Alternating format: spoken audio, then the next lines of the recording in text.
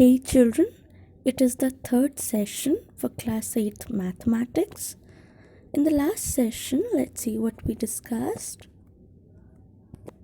In the last session, we discussed about properties. We saw that there were 4 properties, and we also checked the closure property for natural numbers.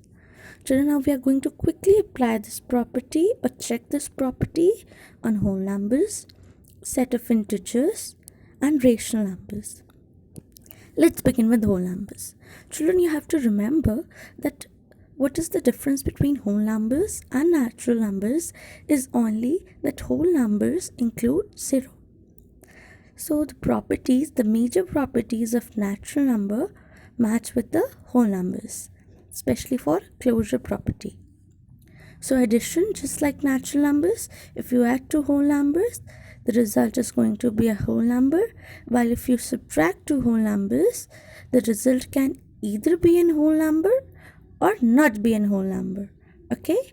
For multiplication also, children, take any two numbers, any two whole numbers, and when you multiply them together, you're always going to find the result to be a whole number.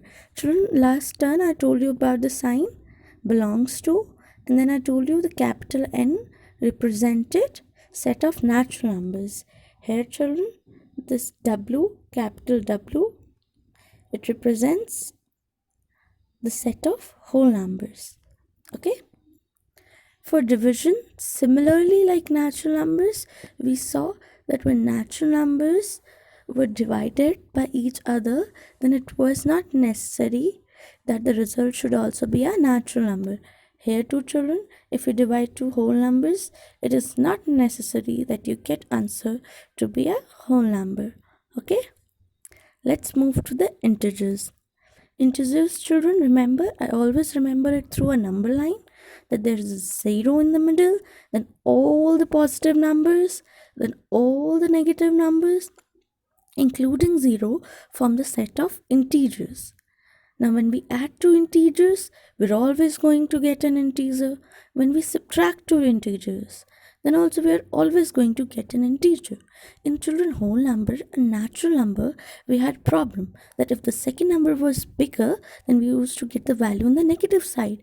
And natural numbers and whole numbers did not contain negative values, but our integers, they contain negative values. So the property of addition and subtraction are closed. Okay, when we move towards multiplication children, similarly when we multiply any two numbers, we always find the result to be a whole number. And in here integers also, when we multiply any two numbers, any two integers, the result is always an integer. Here children, again one important thing I'll tell you. Okay, we got to know that capital N represented our set of natural number, then capital W represented our set of whole numbers. Here capital Z children, this Z, okay, this Z, you can see here, it represents the set of integers. Okay, you need to remember this thing. Then on division children, when we divide an integer by another integer, the result can be an integer, and sometimes it's not necessary for it to be an integer. For example, if you divide minus 24 by 6, you get answer minus 6. It is an integer.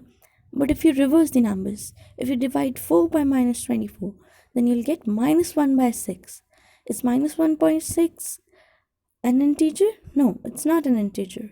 So it's not necessary, children, that if we divide two integers, the answer should come integer. So this property is not closed under division. Let's move to rational numbers, children. Now take any two rational numbers you wish and then add them. You're always going to find the answer to be a rational number, right?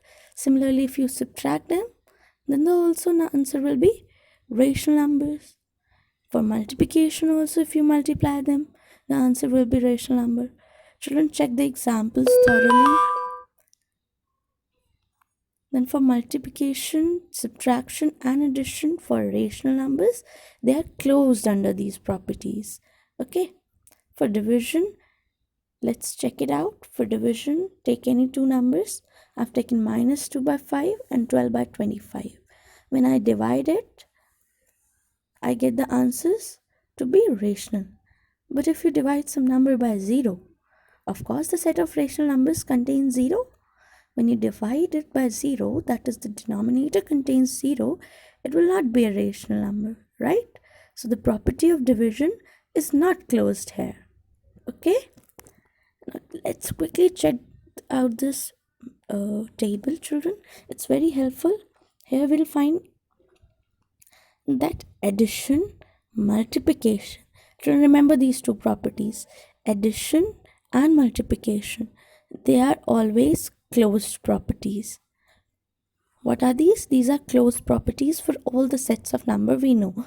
That is natural number, whole numbers, integers, and rational numbers. And division, it's not closed for any of them. Okay, what you need to remember is for subtraction. For subtraction, natural numbers and whole numbers, the property is not closed, and for integers and rational number, it is closed.